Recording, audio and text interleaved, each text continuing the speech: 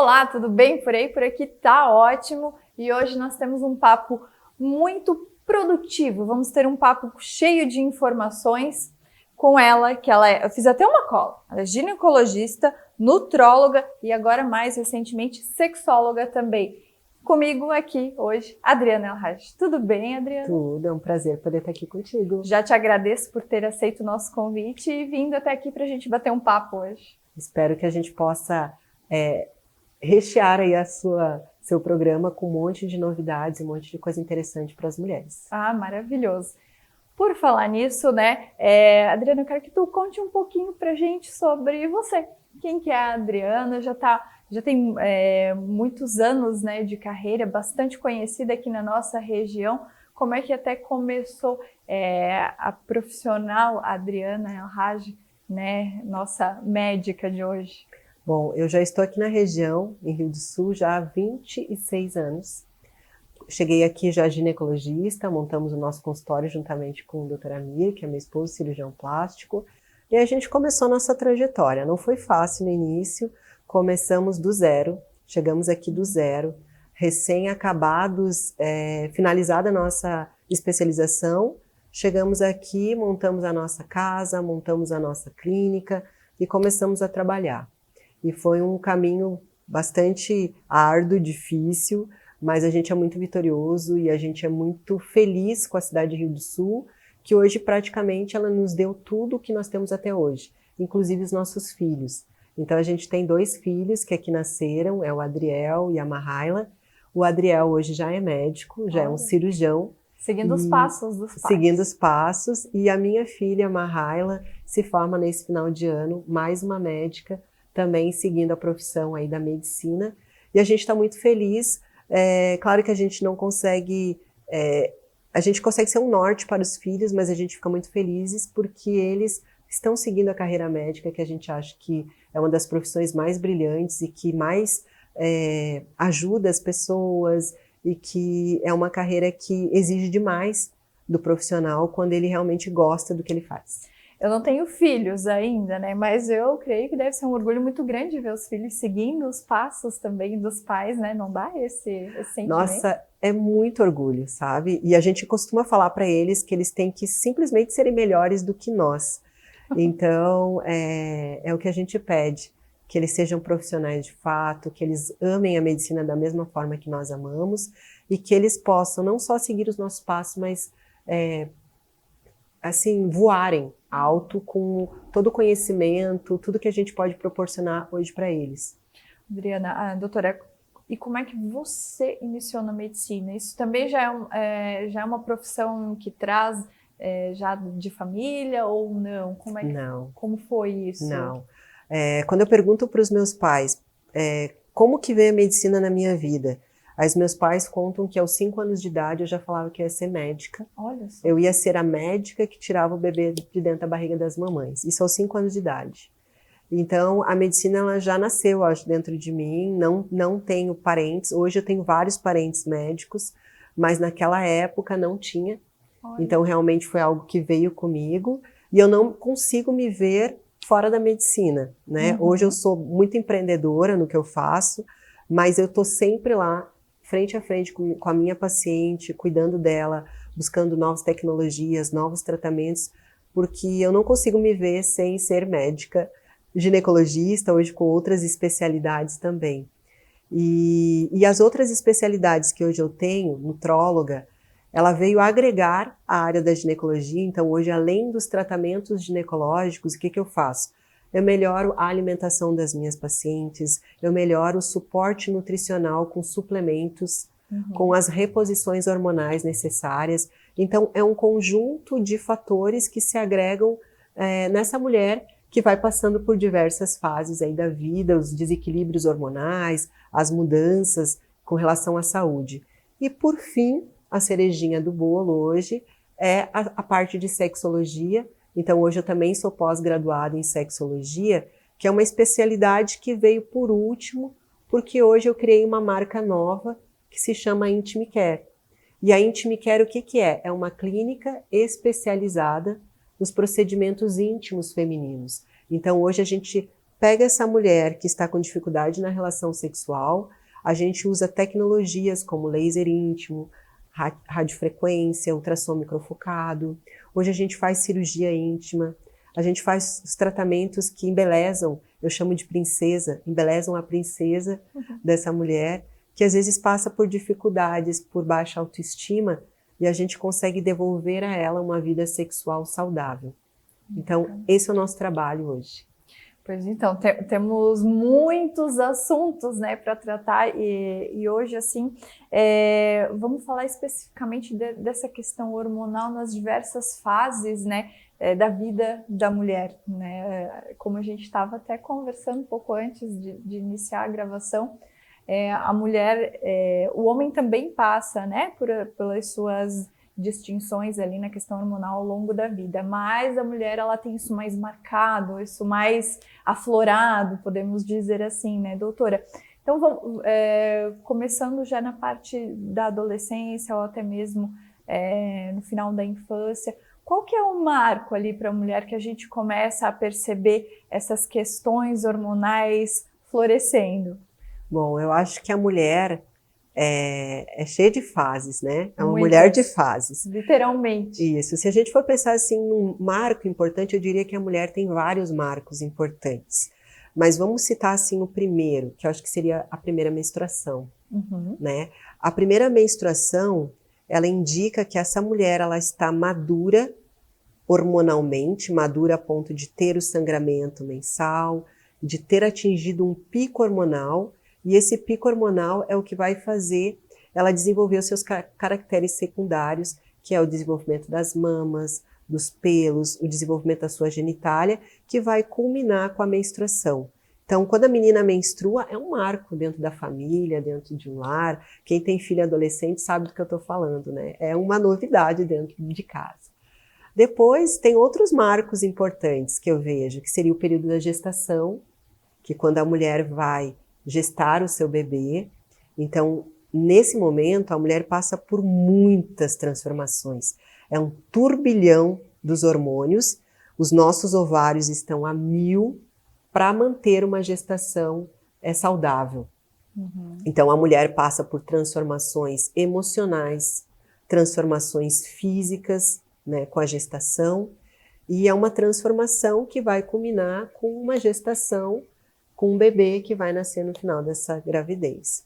E aí a mulher passa pela fase adulta, passando por todas. Eu digo que a mulher tem uma diferença em relação ao homem, porque o homem, ele começa a produzir a parte hormonal dele, e a parte hormonal dele, ela se mantém igual.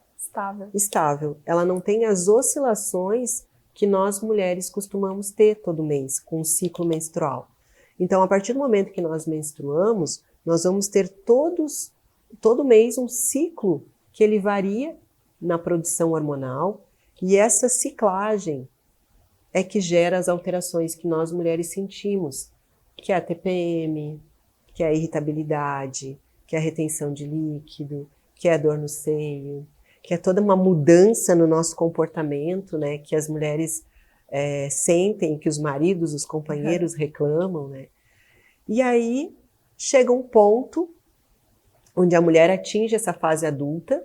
Aos 40 anos nós atingimos a fase da mulher adulta, que até se chama como a fase da loba, onde a mulher se descobre, onde a mulher se sente realmente uma mulher madura de fato, aí onde você já tem seus filhos, e aí a mulher começa a ter um declínio hormonal a partir dos 40 anos, onde esses hormônios que você produzia, eles começam a ter uma queda gradativa anual. O primeiro hormônio que vai diminuir é a testosterona, então essas mulheres vão começar a perceber uma diminuição da libido, uma diminuição de energia. Aos 40 anos, mais ou menos, ela começa a ter uma diminuição de progesterona, e aí ela começa a ter umas alterações no seu ciclo menstrual. Às vezes a menstruação já não vem tão regular, às vezes já vem muito, vem pouco, mais TPM, que se aparece mais nesse período entre 40 e 50 anos. E aí, quando chega em torno dos 50, esse declínio hormonal, ele se acentua. E aí é quando a mulher entra na menopausa. E a menopausa, o que que é? é o final da menstruação. E hoje a gente está envelhecendo mais tarde, né? Eu diria que a gente está envelhecendo mais tarde. Eu diria que hoje nosso prognóstico de vida é mais longo. Sim. Então, as mulheres entram na menopausa em torno dos 50, 52 anos, mas qual a diferença da mulher de hoje para a mulher, por exemplo, para a nossa avó? Sim. Elas morriam mais cedo, elas tinham um prognóstico de vida mais curto. Elas já eram vozinhas muito mais cedo, Cedo, né? exatamente. Hoje as mulheres elas estão super produtivas Exatamente. até os 60, 70 anos ainda. E é o que eu vejo todos os dias no consultório. Então, claro, a evolução das técnicas da medicina, a evolução das tecnologias, a evolução dos tratamentos, o que trouxe hoje? Uma mulher que foi envelhecendo, mas que hoje a gente não está percebendo esse envelhecimento real, rápido.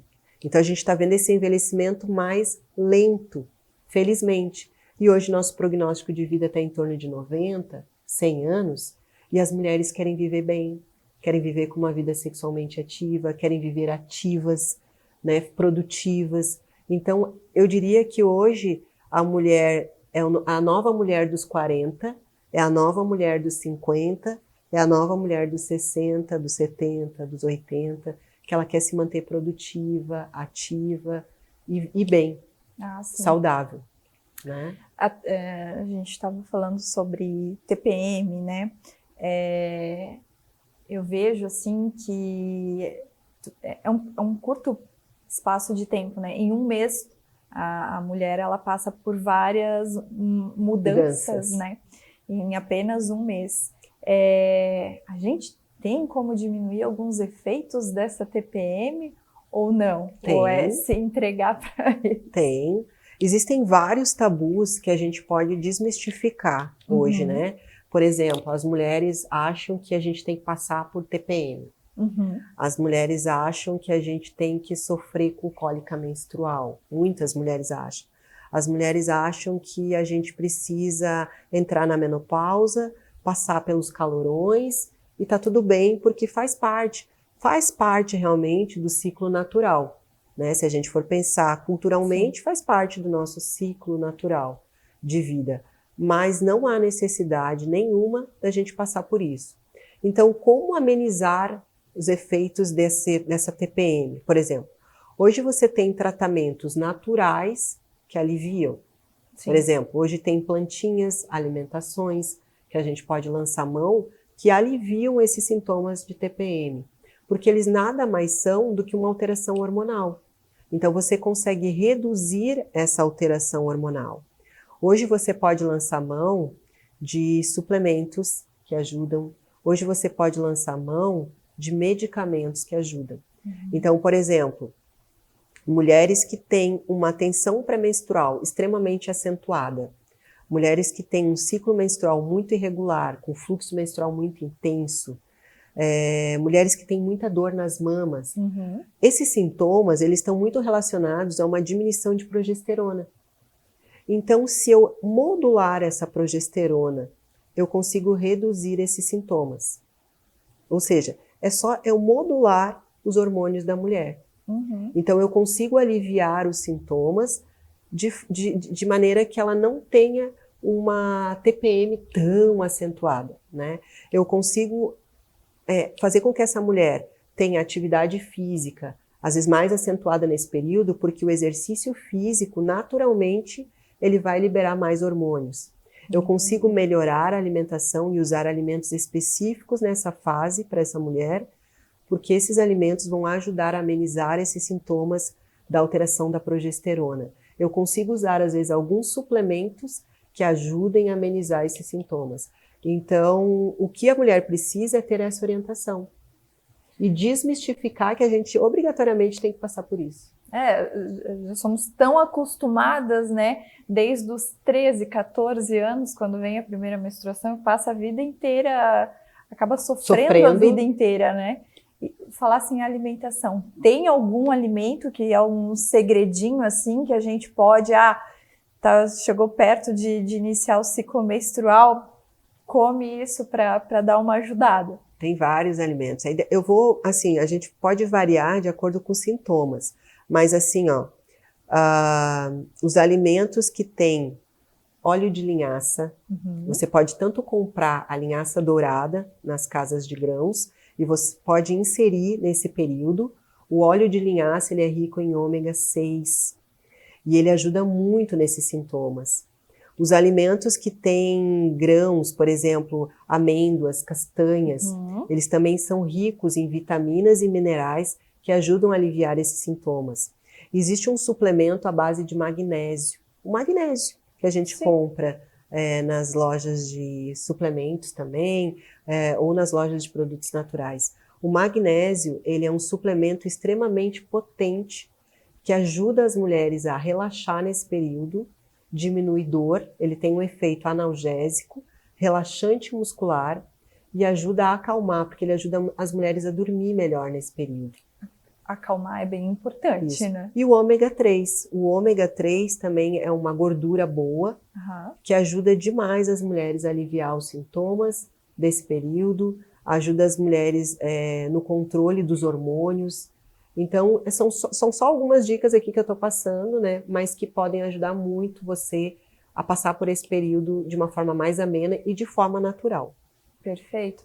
E outra questão que a gente sempre associa, né? A esposa, principalmente, né? Os maridos, namorados, tá menstruada, vou comprar um chocolate. O chocolate, nessa história, ele é um vilão ou ele ajuda? Ajuda.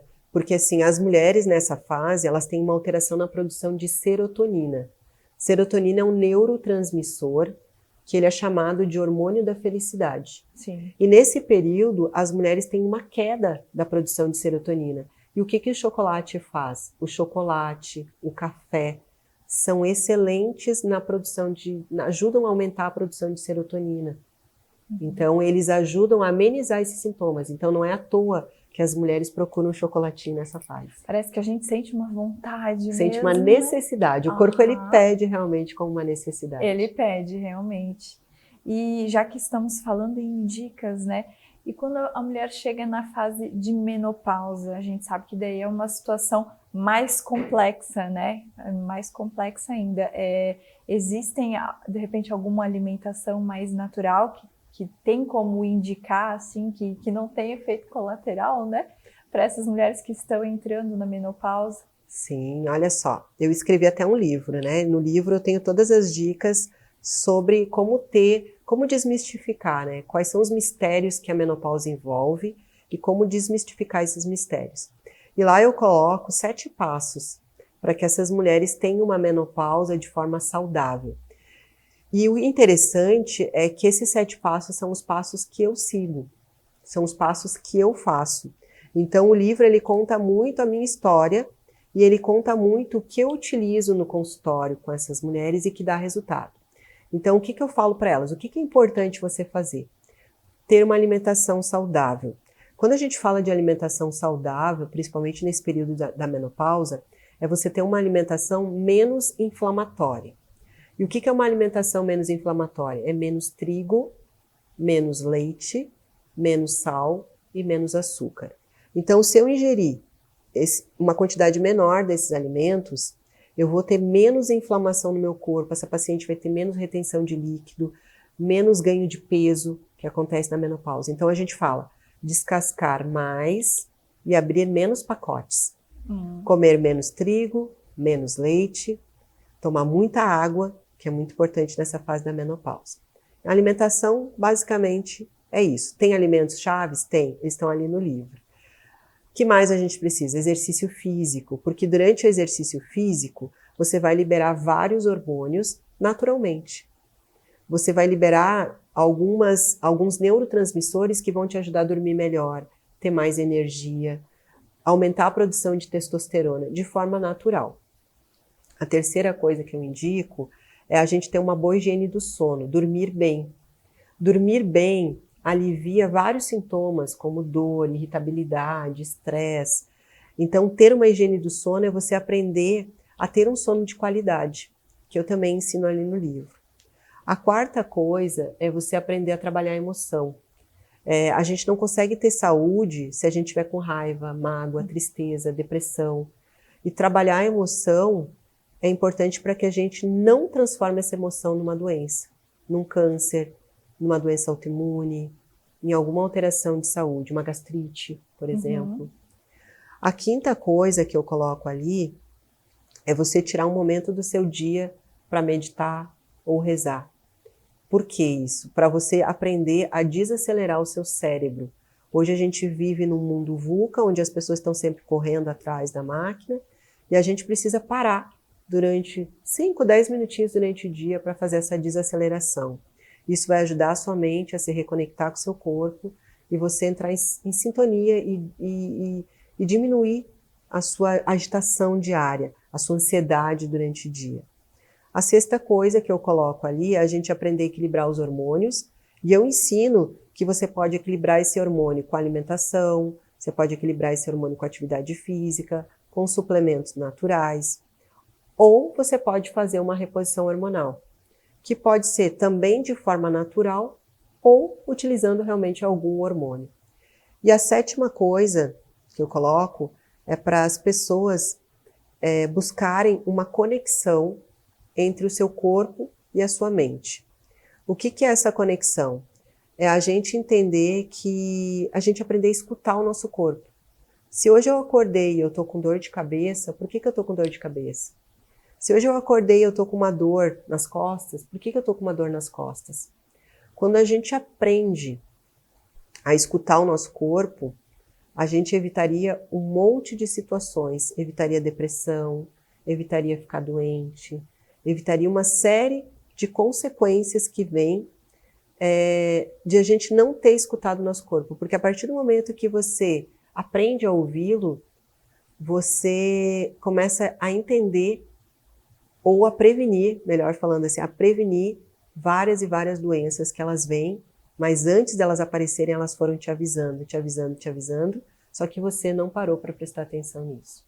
A gente fica tão querendo resolver as coisas do dia a dia que ignora, né? Exatamente. Sente alguma dor, algum desconforto e simplesmente ignora e segue com a rotina do dia. Então isso é extremamente perigoso. E durante a menopausa, o que acontece? Eu gosto muito de uma neurocientista que ela fala que a menopausa ela começa no cérebro, porque o primeiro sintoma que as mulheres começam a sentir com a queda hormonal é uma mudança de humor, uma irritabilidade, começam a não dormir de noite. Muitas entram em depressão, só que na realidade não é uma depressão, na realidade é uma alteração hormonal gerando sintomas depressivos.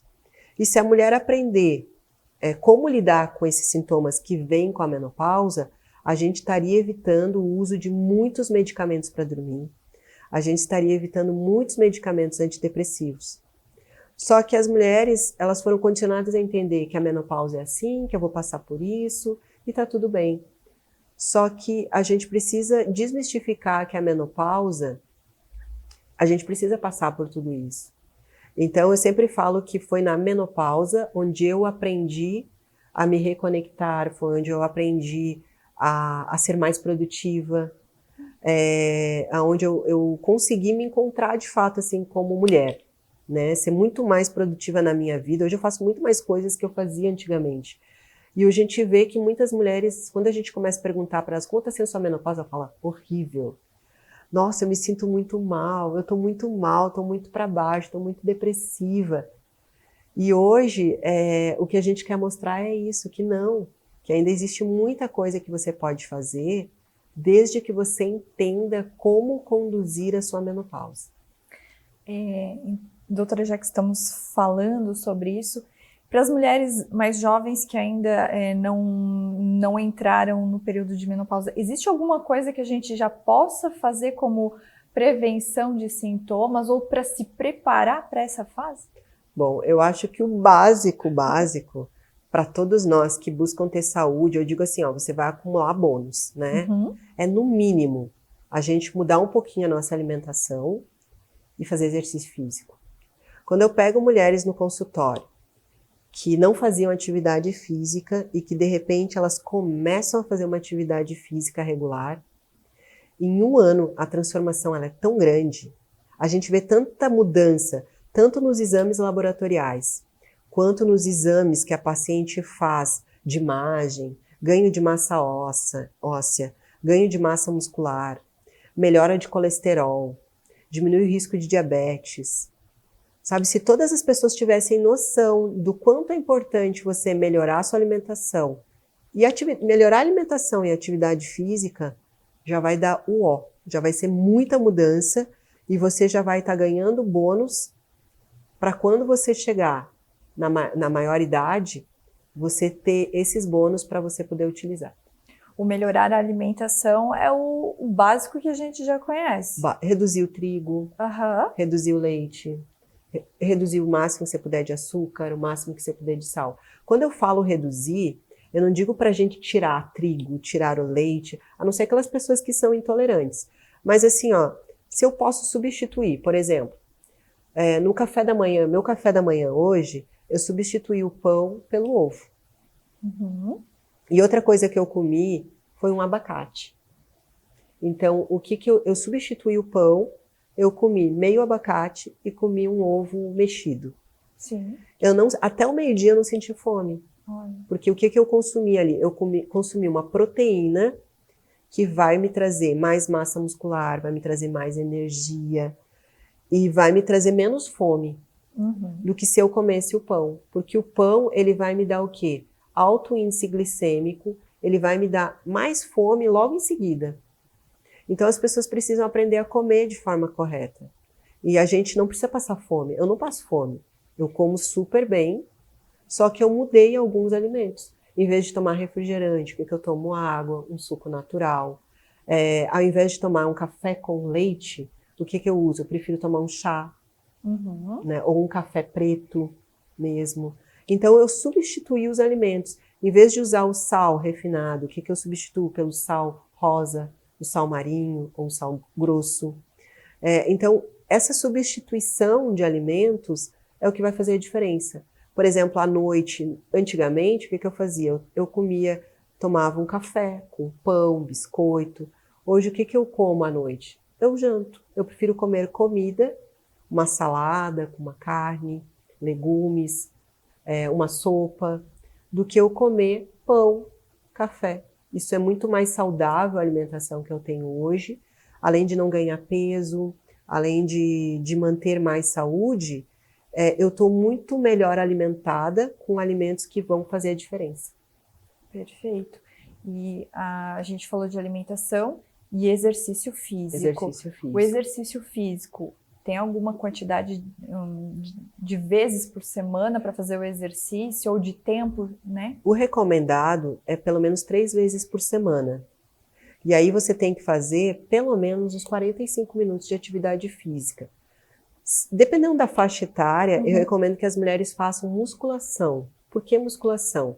Porque é um exercício que ele não tem impacto e a gente precisa manter massa muscular. As mulheres com a idade, elas vão perdendo a massa muscular. Então é o exercício mais recomendado. Exercícios de impacto, eu costumo dizer que as mulheres, a nossa estrutura física, ela não foi preparada, a estrutura física de mulher, ela não foi preparada para exercícios de impacto. Por quê? Eu vejo pacientes que têm o impacto, elas têm mais perda de urina com menos idade. Olha. Elas têm mais prolapsos dos órgãos internos femininos pelo impacto. Mais lesões musculares, mais lesões de articulação. Então, os exercícios de impacto, claro que não são para todas as mulheres, mas se você tiver um preparo físico para tal, né, tudo certo. Mas a maioria não, resolve correr, né, e acaba depois com o tempo desenvolvendo algum tipo de lesão física e às vezes até uma lesão irreversível. Então, quanto mais a mulher conseguir manter a musculação, melhor. 3 vezes por semana, aquela 1 horinha, que também não é, né? Gente, é só se organizar também para tirar esse tempo e fazer, né? É importante você fazer exercício com resistência. O que é exercício com resistência? Exercício que tenha pezinhos, né? Elástico, até um pilates, né? Que você usa elástico, ou uma musculação que você usa peso. E aí o ideal é que a mulher evite exercícios de impacto. Corrida, pular corda, são os exercícios que a gente deveria não fazer. Esportes.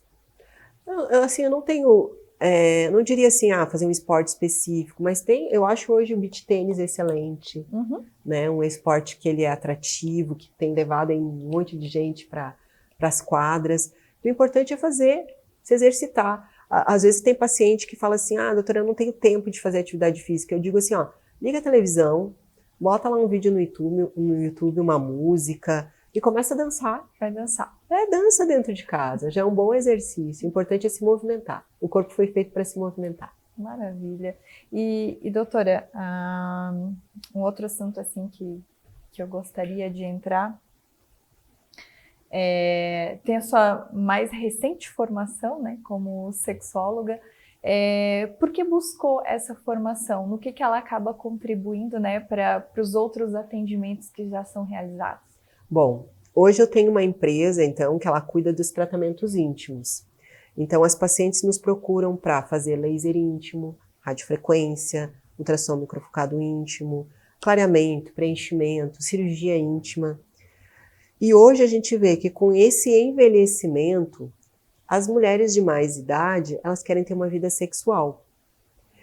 E aí a sexologia, né, a especialidade de sexologia, ela entra para ajudar essas mulheres no resgate.